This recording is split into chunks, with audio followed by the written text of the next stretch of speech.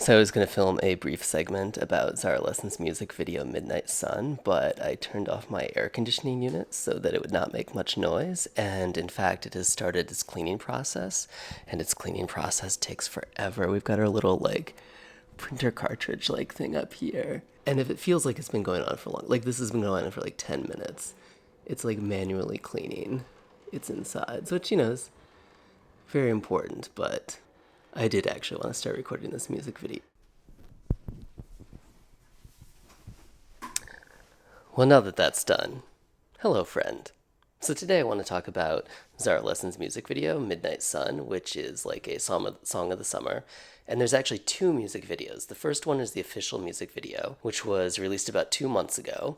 And the second one was released 3 weeks ago. And because this is a song titled Midnight Sun, they decided to go out and do some cinematography under the midnight sun. So I'm just fascinated by this music video in what they get right and what they get wrong. So here we go. Okay, so this is northern Sweden. You've got a great establishing shot. You can see the fjords or whatever. We've got a location here, which turns out to be a ski resort. This is you've bought a drone, you're a aspiring filmmaker, and this is your time to use it. Okay, we've got some things rustling in the grass. Oh, there are some bugs here. Beautiful shot. We have the midnight sun in the background. Okay, now she's singing. Now, one thing about this music video is that I'm just going to pause it here. This is the live version, but as you can tell if you're listening to the audio of the actual song, it sounds like a studio recording. When I see something that's live, I expect it to be in front of an audience, like a live performance with things going wrong. Anyway, back to the music video. So, here we've got our beautiful, wonderful bouquet. This is the scene where we're using the good camera, right? So now we're gonna switch in the next scene. And it's probably a little bit hard to see in a video, but right here. So now we're back to drone footage, and I would say it is perfectly graded. You would not notice a difference in the grade between the two clips. But in terms of quality, can you see that? It's just really, very not blocky so much, but very smudgy compared to the other footage. That, it doesn't match at all. Now, this shot I'm actually fascinated by because at first you would think, okay, this is definitely somebody walking holding a gimbal, but it's so smooth and it actually moves quite a bit. And if you look at the image quality, I think they're actually using a drone for this with a much smaller sensor. But now we flip to somebody actually holding a gimbal and walking backwards. And even though the lyrics are about walking with walking barefoot in the grass, this is not the type of landscape you want to walk barefoot in the grass in. And as we'll see in the next scene, she is very fortunately for everyone wearing shoes. Okay, this is a scene where I'm sure they filmed this, and then when they went into the editing studio, they were like, oh my God, I thought you couldn't see the bugs. You can see the bugs though. And there are I don't know if they're flies, what they are, but they are everywhere. And once you see it, you can't unsee it. So she's doing an amazing job of not acknowledging the presence of the bugs, but as the viewer, they're there. And bugs. Got a few more beautiful drone shots of the landscape of northern Sweden. Love these lakes. And actually this other shot, I'm really interested in this part here. It's a little bit hard to see in the video, I'm sure, but here we can actually see the ripples in the water. And here the water is actually perfectly one solid smooth color.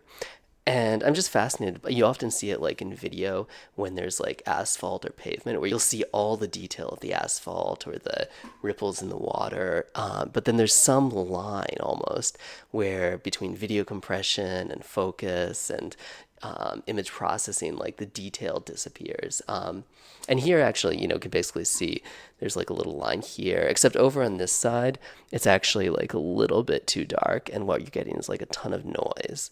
And that's the other thing I'll say. If we go back to some of the early drone footage, that's another sort of giveaway. In this one, I don't know what's going on with the footage, but small sensor, a lot of noise reduction. I'm not sure what's going on, but there's like a ton of noise in the shadows back here, particularly around here. Okay, again, she's singing about walking barefoot in the grass, but thankfully for everyone, she is not barefoot. And here we are. Now, this is like a time lapse of our midnight sun setting. And what I find fascinating about time lapses is you kind of like for a scene like this, you want the focus is the sun, right? Like, da da da da da, like time lapse. We set up our tripod, like the sun is going down.